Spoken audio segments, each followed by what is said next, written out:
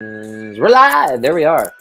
Hello, and we are joined. Bono Stuff, my podcast here. Oh, I forgot to change that. I'm now calling it Bono's Health to be a little more specific. And we're talking about kids with Dr. Anna Bolshin, physical therapist, doctor of physical therapy, class of 2008, Long Island University, same as me. And she is in Pennsylvania, Loving Touch Pediatric Physical Therapy. And there's the song. Let's get it. Nope, not yet. So it's something, a topic I haven't covered much on this podcast. We're coming up on 100 episodes. I think this will be number 95, maybe. Nice. Don't quote me on that. But yeah. So we are joined here by Anna, Dr. Anna. Tell us what brings you here today and a little bit about Loving Touch Pediatric Physical Therapy. Sure. So Loving Touch Pediatric Physical Therapy is my third baby, as I like to say, the girl that I never had. But it's a pediatric mobile practice in Bucks County, PA, focusing on kiddos. I absolutely love early childhood. 0 to 3 is my jam. Everything from generalized gross motor delay, wellness, neurological, genetic conditions, all things kids. I just love kids, and I love to get kids moving. Love it. Love it. And tell us maybe a little bit about what got you so passionate about that. Was having your own kids? Thinking back to, we were classmates in physical therapy school, 3 years, doctorate program, LIU.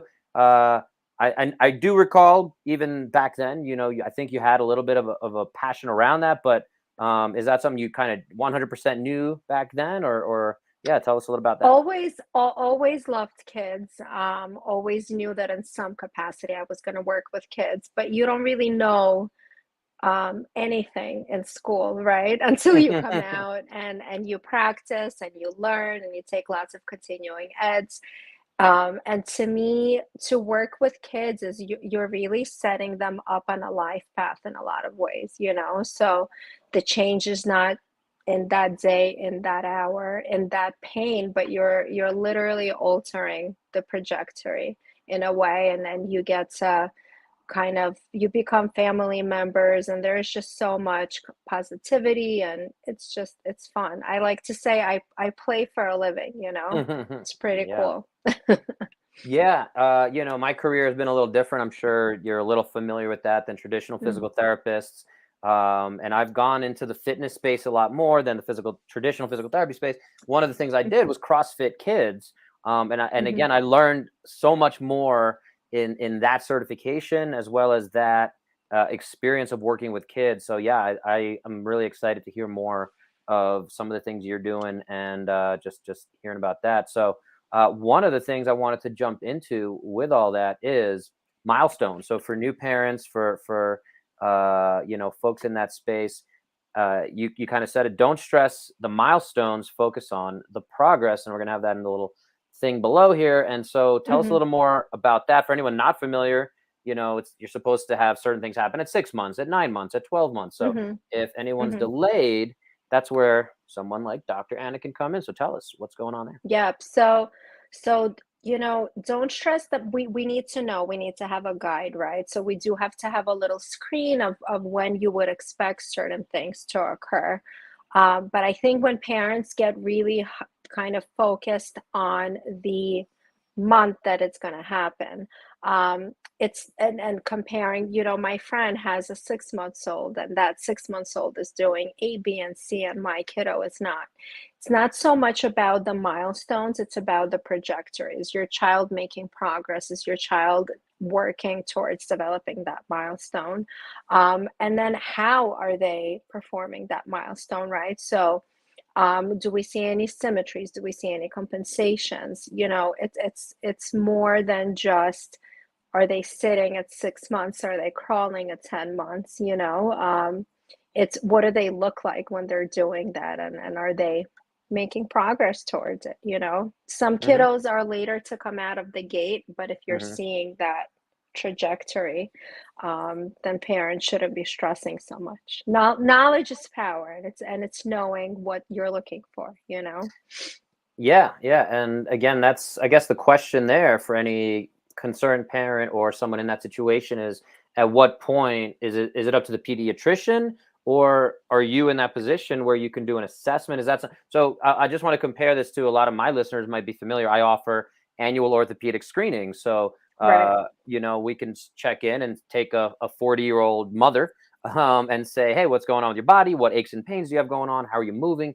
What are you doing? Yoga and running? Great. Let's do these assessments. Let's see how strong you are. Blah blah blah. And then when do we seek out a little more higher level surgical consult, things like that? There's ways that we're going to do it. So in those situations when those milestones aren't happening, is there a certain level of delay that we should be worried about, or how do you, or should we just be getting? So one of the other topics you wanted to touch on is wellness starts with babies here. Right. For Right. everyone, let's switch that over. That's a nice Right. segue. And along those lines, is that the kind of same kind of thing of, hey, you should be getting checked up by a pediatric physical therapist at, Hmm. again, 6 months, 9 months, 12 months, even if there's nothing wrong necessarily, but just to move things in the right direction. So that's actually right where I'm at.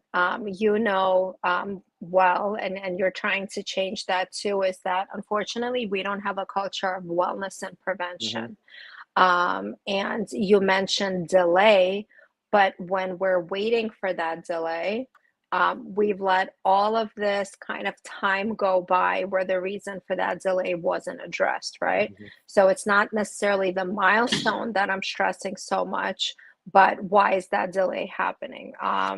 Pediatricians are great, but a pediatrician's focus is Keeping the health. baby alive, basically. Exactly, Yeah. right? So we know a colleague of mine said, and I don't remember exactly the numbers, but the United States is top in emergency medicine intervention, right?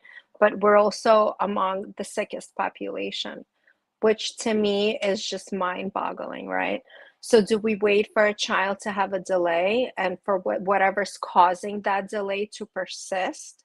Or do we know what to screen for? And that doesn't Mm, necessarily mean having to see a physical therapist every 3 months. So I'm right. not in the business of having parents rely on me and seeking me out. I'm in the business of let me teach you what to screen for, and if you and your screen as a parent foresee an issue, know who to contact, know your resources, right? So we all want manuals as parents, but realistically speaking, if I could count the amount of manuals in my junk drawer that I haven't Hmm. referred to, it's quite a few. So who do you reach out to you that is best at answering your questions? Because unfortunately, oftentimes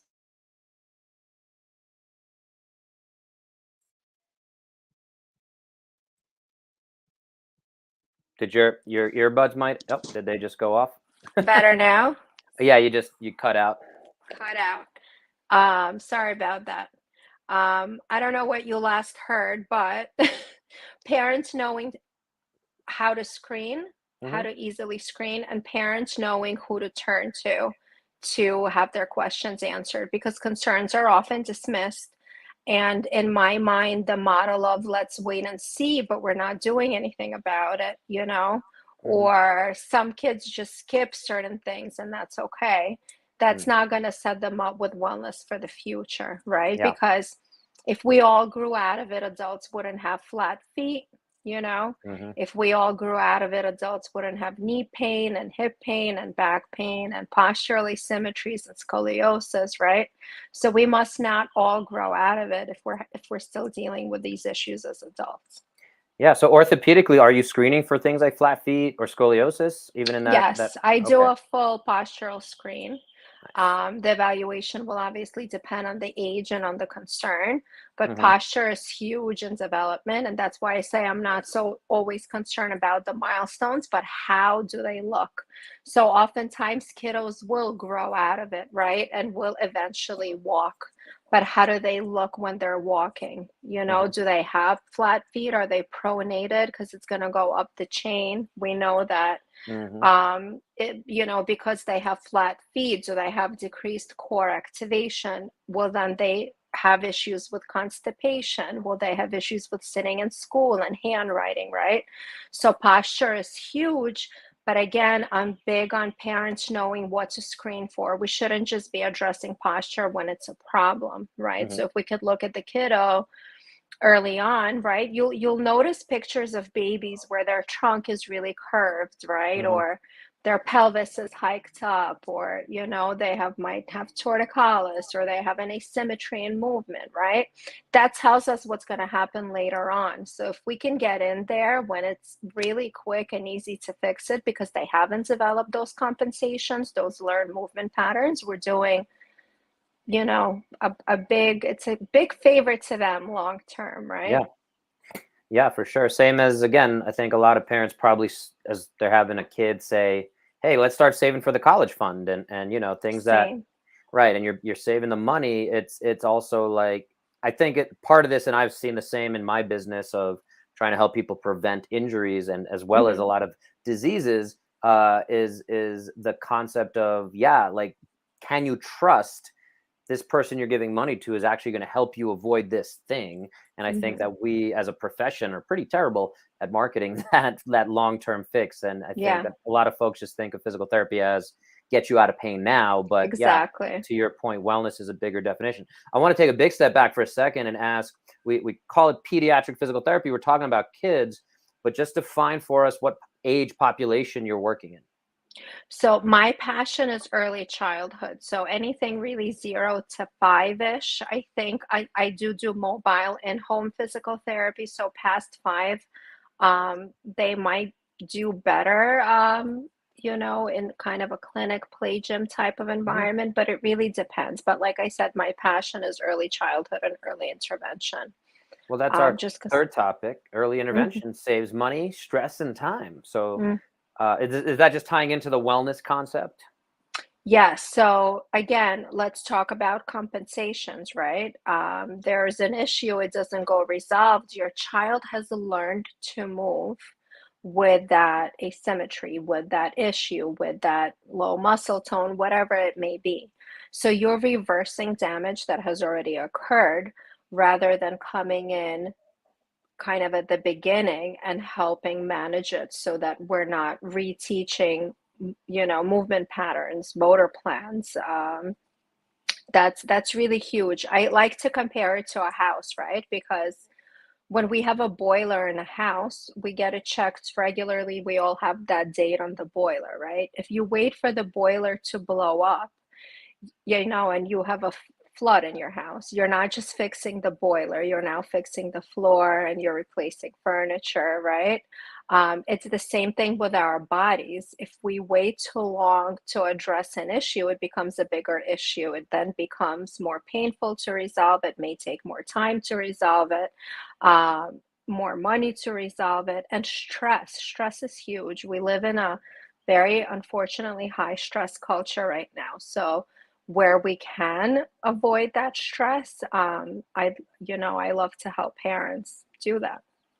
Yeah, I love that. And coming back to the wellness concept, if we can, I'm curious, do you also go into some of the outside of the musculoskeletal, the strength movement piece? Are you talking at all about nutrition, even breathing?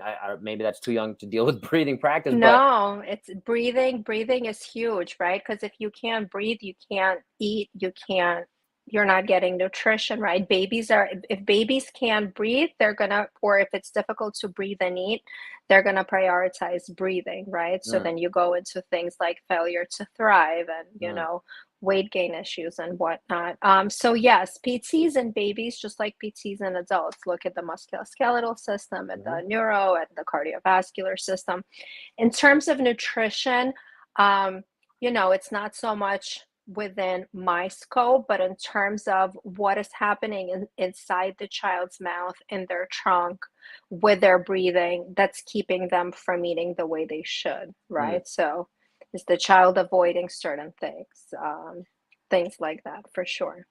I'm curious, when you say it's not within your scope, is that state based or is that pediatric based? Because I know that nutrition in general, is very much pushed by the APTA and things like that. So I'm just, or is it Not something? not within, right. So I shouldn't say within my scope of PT, but I'm not educating on caloric content, right? So Mhm. we're dealing with babies. Mommies are going to Right. choose to breastfeed or to bottle feed, right? Are Right. they having difficulty with bottle feeding and breastfeeding? And from a perspective of the musculoskeletal, neurological, motor system, what is happening that they're having difficulties doing that, right? But I'm not going to be educating them on how many times a day and ounces the baby should be. Gotcha. That's Gotcha. just not my focus. Right. Okay. That's fair. Just wanted to check. I mean, yeah, interestingly for me, especially with this, we are talking about some of the diseases and things coming up, the concept of diabetes, early onset Yeah, diabetes.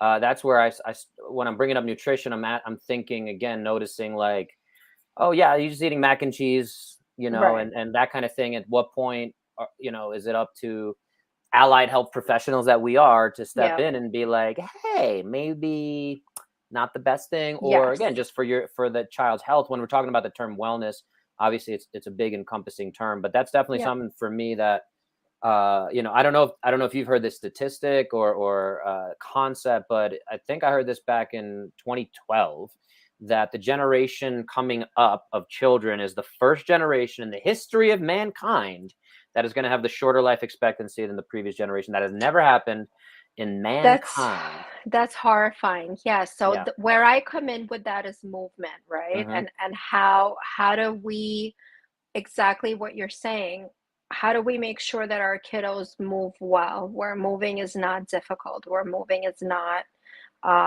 cumbersome, right? In terms of diet, yes, for sure. And again, because we're talking early childhood, it's a little bit different. So totally get, when I did treat adults for a part of my career, totally get with diabetes, CHF, all that great stuff. Diet is huge, but just the age bracket that I'm working in, um, Less of an it's issue. not it's not a focus, Right. exactly, less of an issue, and also kind of picking my battles, right? You're Right. dealing oftentimes with very stressed parents, right? Yeah. So where do I come in where I can make the most difference versus you're already dealing with a problem? Let me give you another Hmm. kind of issue to think of right now.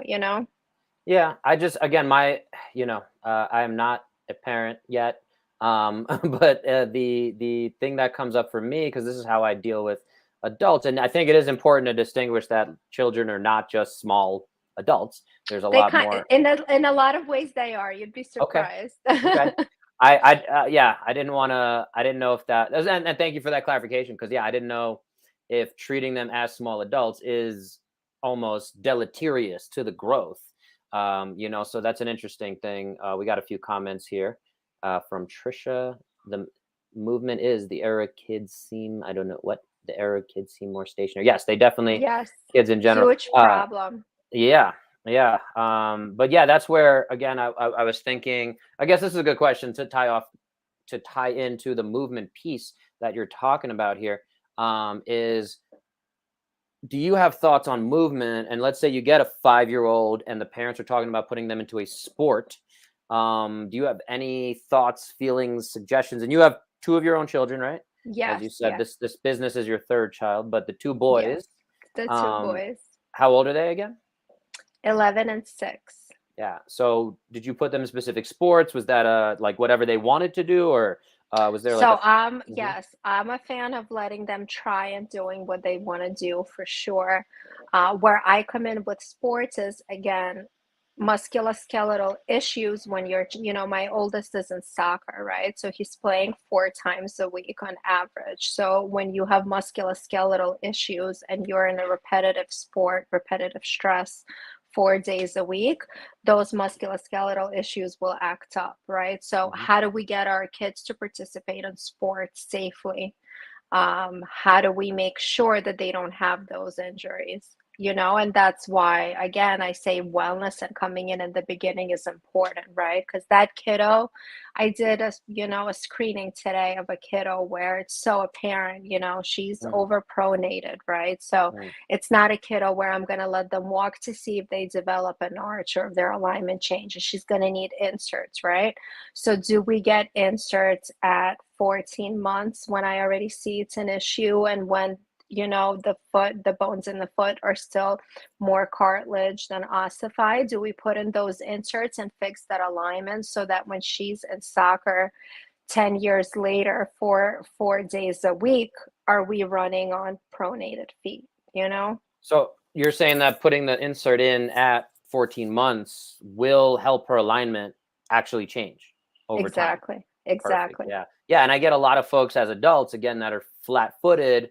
Right. And I think it's important that to understand, and I'll just throw this out there because I have to repeat this multiple times a week, even if you Mhm. have flat feet and your arches collapse functionally or structurally, however you want to look at it, does not mean we cannot strengthen those muscles and get you working through that and doing the best you can. But here we're talking about something where a lot of folks have suffered with flat feet, and we're talking about possibly identifying it at a very early age and doing something that might actually, again, truly address the underlying cause and fix it Exactly. permanently rather than allowing Right. that to fester. So yeah, that's an awesome resource. And I think everybody and parents want to do their best. They just don't know that there's resources like this out there. Exactly.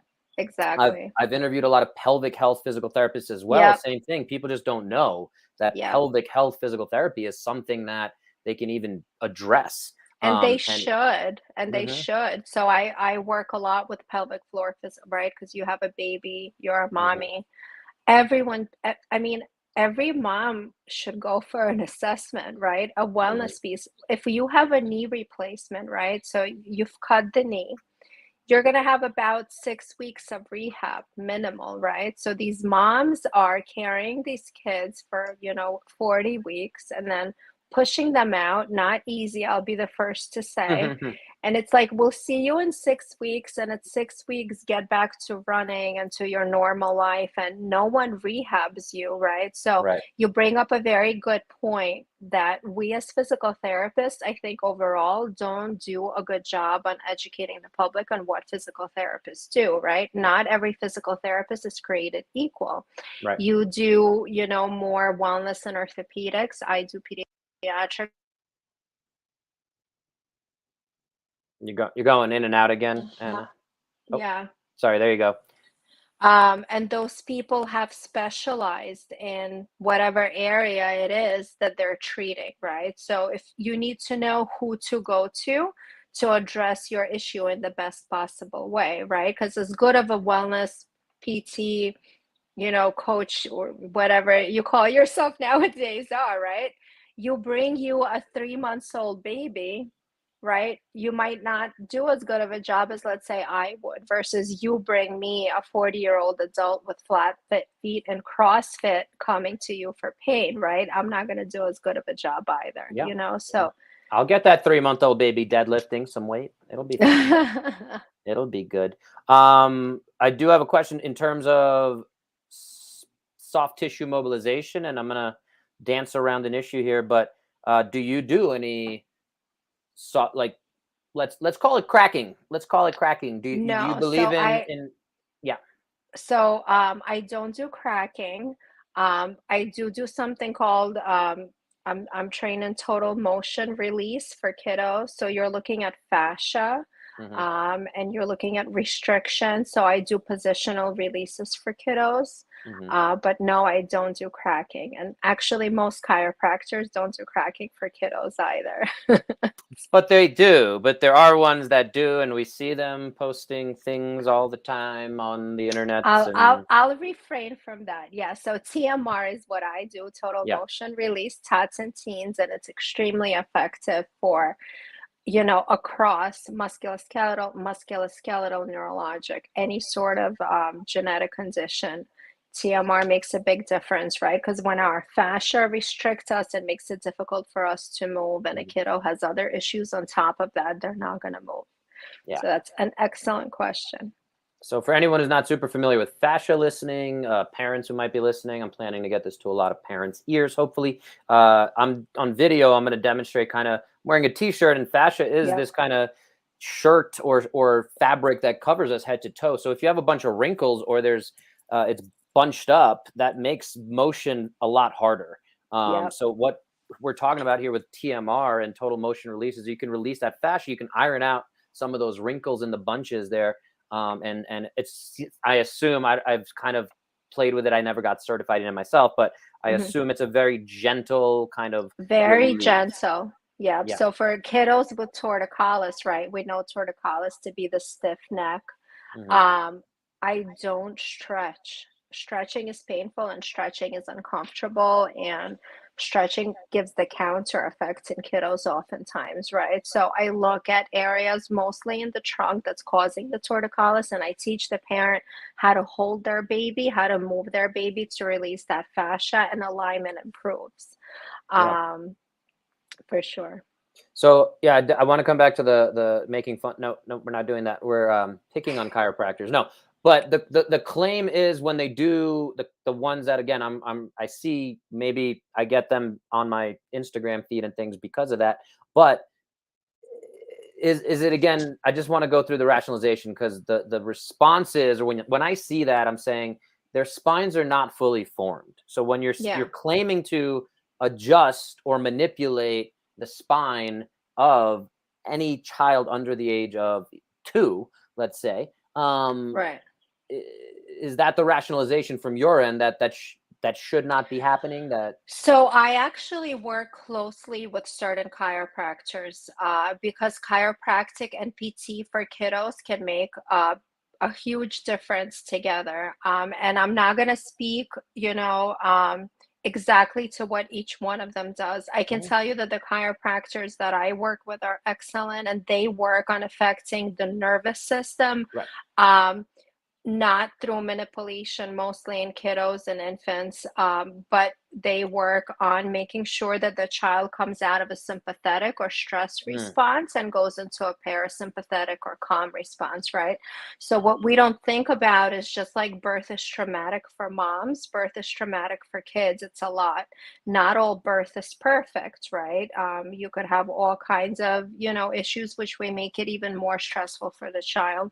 So when we're told that kids have colic and they're just going to grow out of it and it's normal, or when we see that kids are constipated and are having bowel impactions, um, lots of different diagnoses, calming that nervous system will optimize how that child functions. So I can only speak to wonderful chiropractors that I've come to know who do that. I'm not going to address the manipulations other than to say, I don't want to hear that crack in my own child, right? Yeah. But I Yeah. do want that chiropractor to prime that nervous system for me, because then I come into an overall calmer child who then, if you can't poop, you're going to be in pain and you're not going Yeah. to be uncomfortable, right? So the chiropractors that I work with do their magic and address that. Hmm. That's as far as I'm going to say. No, no, I get it. I get it. And I appreciate the clarification. Yeah. And again, going between the lines, because again, it's something we can see on social media, and having a little more nuance. And that's where I love doing these conversations, and Yeah. being able to kind of dive deeper on these topics. And I have very strong opinions, but I believe I weakly hold them. So I'm always open to Yeah. hear the inside And stories. and I think honestly, and if you'll remember too, back from PT school, I feel like oftentimes there is an animosity that's created PTs and chiropractors, right? And again, not all clinicians are created equal, right? So there are lots of ways of how do we work together safely, Mhm, mhm. And Yeah, again, not that's amazing that you have that kind of alliance, a therapeutic yeah, alliance with different professionals in place. And I'll just add to that, so I don't sound like I'm completely one-sided or anything. Is there's definitely chiropractors who I trust my body with way before a majority of physical exactly. therapists. So Right. and those, it's all a spectrum. And you said Yeah. it nicely that, yeah, we're no one's created, none of these professions are created equally. Exactly, and it goes back to what does that clinician specialize in? What is their training in? So I think it's we went to PT school ages ago, right? Um, and what have we done since PT school? We learned the basics, right? So we learned the general function and theory, but then when we come out and when we realize what is it that we want to do, what are we specialized in, right? Not all pediatric PTs are created equal either. Hmm. I have certain theories or treatment techniques that I Yeah. use, and I'm not going to say that they're appropriate for everyone. And Right. that's what parents need to know. Hmm. It's really important to ask questions. You're not going to just any PT or any healthcare provider in general, right? If you have a heart condition, you're going to go to a cardiologist and you're going to look for the best one that specializes in your heart condition. In that condition, it's very similar with PT. Ask questions about, what is it that they do? What is their passion? What do they specialize in? And that's how you know you're going to get that help. And again, I think as PTs, we need to do a better job educating the public on that because, you know, there are lots of kind of chain ortho clinics, and I'll often see therapists posting in forums, I'm an orthopedic PT, but I have a child coming onto my caseload with so and so diagnosis. What should I look for? Yeah. And it's not that that therapist doesn't want to do their best. I'm sure that they do, and I'm sure that they have the best intentions, right? But depending on your child's issue, who do you go to better to address it in the best possible way, Right. Right. And yeah, this is where we're trying to make sure we educate the parents here in this situation, just as much as any possible folks interested in becoming pediatric physical therapists or currently are pediatric physical therapists. So Hmm.